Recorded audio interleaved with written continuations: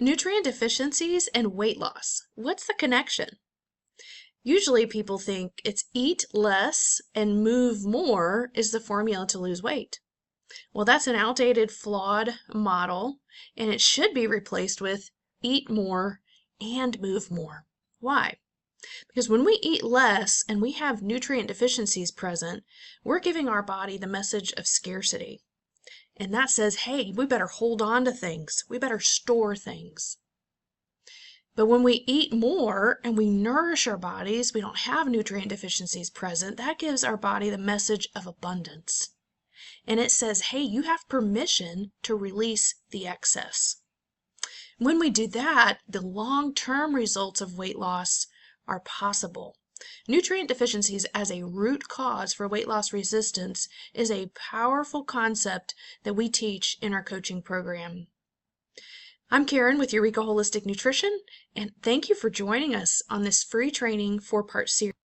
Let's look at core 4 big ideas that we're going to cover in our training. Number 1, what are the top 5 nutrient thieves? Why are there nutrient deficiencies? Number 2, nutrient deficient and weight loss resistant. What's the actual connection? We'll take a deeper dive into that. And then number 3, re-nourish to release. How do we resolve that? What's the solution? How do we nourish our bodies to release the weight? And then number 4, feeling the difference and seeing the difference. When you know your body's well nourished, what does that look like? What should we expect to be the results? So excited to go through this training with you, and it should be about an hour collection of videos for each of these 4 big ideas. Let's get started. Want to hit the very basics, just make sure everybody understands what we mean by nutrients. Healthy food is whole nutrients. Nutrients we don't usually refer to, geeky nutritionists do, but we refer to foods. We refer to eggs and chicken and peppers and broccoli and apples. We don't really say carbohydrates and proteins and amino acids and fatty acids, but that's the nutrient world that we're talking about. When we talk about nutrients, we're talking about 6 different ones, 4 macro and 2 micro you see here on the screen. 4 macro meaning larger, water, carbohydrates, proteins, and fats, and then micro are your vitamins and your minerals. They each have a different role in the body, and they each break down into different substances that we use to make energy and all kinds of functions in the body. So water's the regulator of all of these nutrients. Without water, nothing else works. Carbohydrates break down into sugars. Proteins break down into amino acids, and fats into fatty acids. Vitamins and minerals are your helpers. They are your coenzymes, your cofactors. They add to the equation to make metabolic processes possible. So when we talk about nutrient deficiencies, we're talking about these 6 different categories of nutrition. And when a food is really nutrient dense and a food is healthy, then that just simply means it has a high nutrient value. Well, how prevalent are nutrient deficiencies, especially in the United States? I'm going to read from a recent study conducted by the National Health and Institute Examination Survey that indicates U.S. children and adults have high rates of deficiencies of specific vitamins and even the mineral iron. So in the study, the nutrient intake data is expressed as a percentage. So let's take a look at some quick percentages. 61% of adults and 90% of teens don't get enough magnesium. Magnesium is a mineral. 95% of adults and 98% of teens don't have adequate vitamin D. 32% have insufficient vitamin B6 intake. 23% have at least 1, 2 to 5 vitamin deficiencies. So really, the bottom line is nearly 31% of the whole entire U.S. population is at risk for at least 1 micronutrient deficiency. So they tested vitamins and minerals, those micronutrients. Forget the amino acids and the fatty acids and everything else. We're just looking at the smaller micronutrients. This research was done back in 2018. So imagine, fast forward, those numbers are probably even worse. So what are the nutritional data for food? Why do we have these nutrient deficiencies? Well, let's take a quick look at the data on nutrition for food. Has our food actually changed? Has the nutrient content value of that food changed? There's a landmark study done on the University of Texas back in 2004. It was published in the Journal of American College of Nutrition. So they studied U.S. Department of Agricultural nutritional data from the 1950 to 1999, so almost 50 years, of 43 different fruits and vegetables, finding very reliable declines in the amount of protein, calcium, phosphorus, iron, riboflavin, vitamin C over the past half century.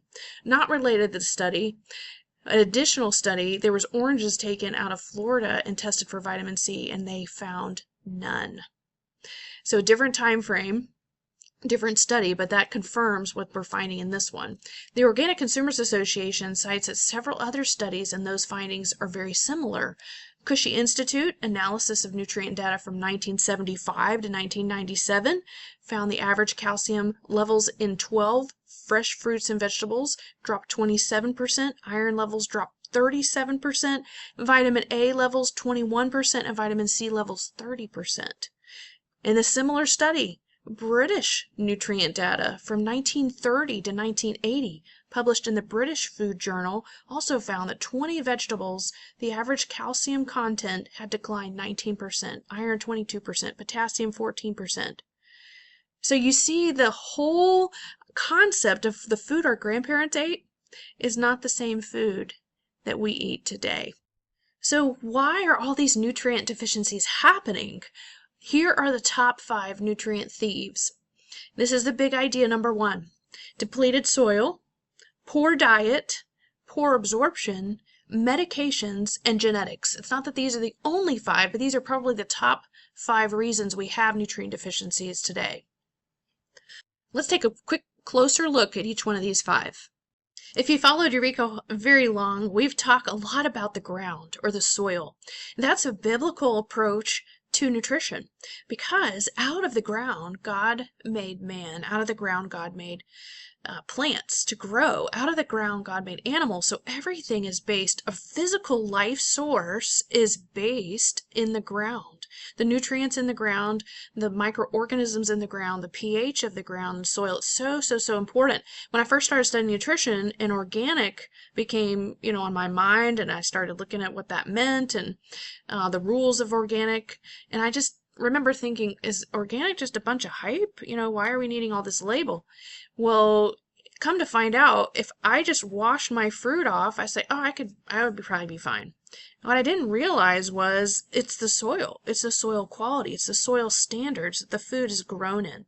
So organic nowadays is so important because it maintains the integrity and the nutrition of the soil. Organic and even regenerative farming. It's like, what should be in the soil, is it really there? And what shouldn't be in the soil, is it taken out? So erosion, definitely depletes the soil. There's a lot of solutions for that. Crop rotation or lack thereof, trying to grow a ton of commodities, especially commodity-based crops like corn and soy, in one huge area, and without rotating, without giving the ground rest, putting a lot of pesticides, chemicals, fertilizers, all of those pieces damage the soil and create a non-healthy soil. So that produces non-healthy, non-nutrient dense fruits and vegetables. And then we try to genetically modify by injecting it with artificial vitamin C, artificial calcium, and the function in the body, hey, it's on the label, but the function in the body isn't the same. So depleted soil is one main reason why we have nutrient deficiencies. So even if people, it's so frustrating, eating a pretty healthy diet, a lot of good fruits and vegetables, a lot of good plant foods, a lot of good healthy pasture-raised meats, and as long as the meat is fed the good quality plants, and the grass-fed beef and the pasture-raised poultry is fed on good soil and from good plant-based foods, then that meat is healthy. It's what the meat is eating. And as long as we're eating high nutrient dense, organically grown, or at least chemical free, local, as much as possible from local farmers, then we're getting the nutrition that should be there. So depleted soil is one of the main reasons why we have nutrient deficiencies today, especially in our modern agricultural practices. The second main big reason is we just simply don't eat the nutrient dense diet. We have a very nutrient deficient diet, or that we're getting the same nutrients over and over again. It's not very diverse, it's not very colorful. And the saddest thing is, we are a well-fed society, but we're so malnourished. We're undernourished and well-fed. That's such a oxymoron to think about. But the food that we feed our kids in schools, the food that we can get so fast and convenient on the road, the food that we choose a lot of times when we do social events or have big gatherings or even at church events is just so nutrient deficient. And when we continue that path over time, the nutrient stores in our bodies don't have anything else to replace it with. Nutrient deficiencies from poor diet combined with the depleted soil are probably the top two reasons why we're experiencing such the epidemic of nutrient deficiencies today. We have high calories but low nutrition, so we're not full quickly, and then we're not getting all the nutrients that we actually need. So eating mostly organic, there's an environmental working group website that gives you a list, and then even our Eureka shopping guide on our website, eurekaholisticnutrition.com. In the resources tab, there's an Eureka shopping guide that guides you through what foods are best to be bought organic, because not all the foods are heavily sprayed. Sometimes even buying organic that's shipped from thousands of miles away in Chile is not as nutrient dense as buying something local right from your farmer's market down the street that's chemical free. So which food should we buy organic? That's the Environmental Working Group's Dirty Dozen Clean 15 list. And then finding really high nutrient dense pasture raised meats, wild caught fish, and good healthy natural fats like coconut oil and olive oil and avocado oil. Those are the things that we should be putting in our bodies that give our bodies that message of abundance. And it takes a whole lot less whole foods that are high nutrient dense than it does processed foods to fill up and make us satiated. So poor diet number 3 is poor absorption. Like, are we actually getting the nutrition? We are what we eat is really not quite true. It's really more we are what we absorb. So making sure we can actually use the nutrients that we're putting in our bodies.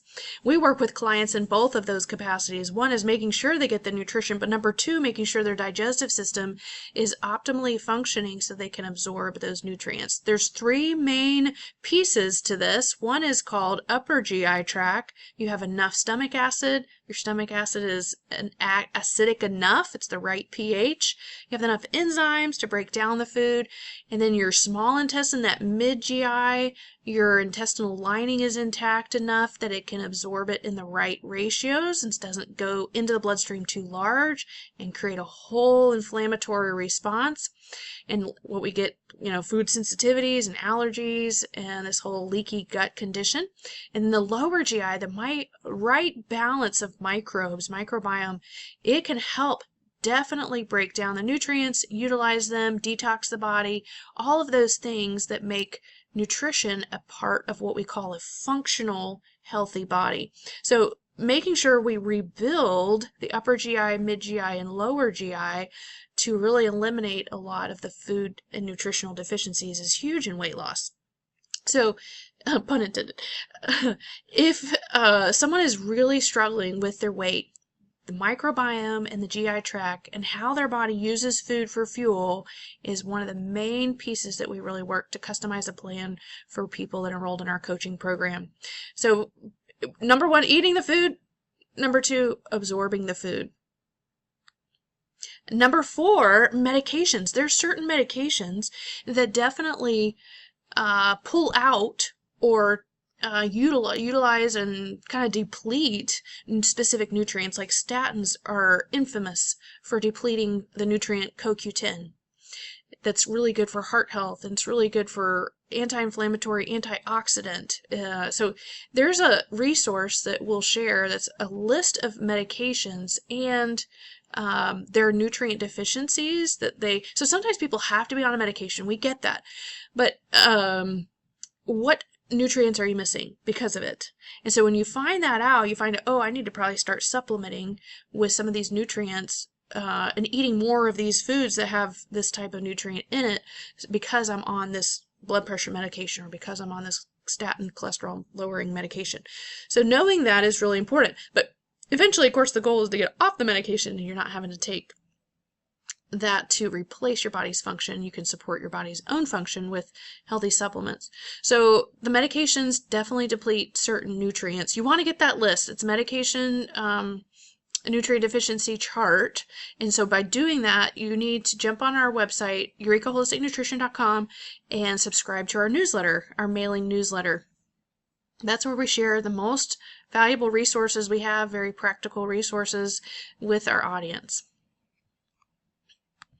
And then number 5, genetics. So sometimes we are handed down the variation genetically that, let's say, doesn't allow us to methylate properly, doesn't allow us to utilize B vitamins properly, doesn't allow us to use folate properly, doesn't allow us to detox properly. So there's different enzymes, there's different messaging between our DNA that sometimes inhibits us from absorbing and utilizing certain nutrients. So MTHFR is probably the most commonly researched gene mutation related to nutrient deficiencies, especially B vitamins and methylation. And knowing those genetic things is helpful, but just know underneath the genetics is another science called epigenetics, which says which genes do we express, which genes do we turn on, which genes do we turn off. By making really good choices in the food and nutrition area, we are helping our body to utilize everything else. Then also we can know that supplementation is very important and which ones, very targeted, which supplements should we be taking. We do understand if we have any genetic predisposition to a nutrient deficiency of one or the other. So genetics, the only way you know that is getting tested. So we can also help clients with getting tested. So let's review real quick. These 5 nutrient deficiency reasons, again, are depleted soil, poor diet, poor absorption, medications, and genetics. Let's look a little bit more at the hopeful side of what to do about it in our next video.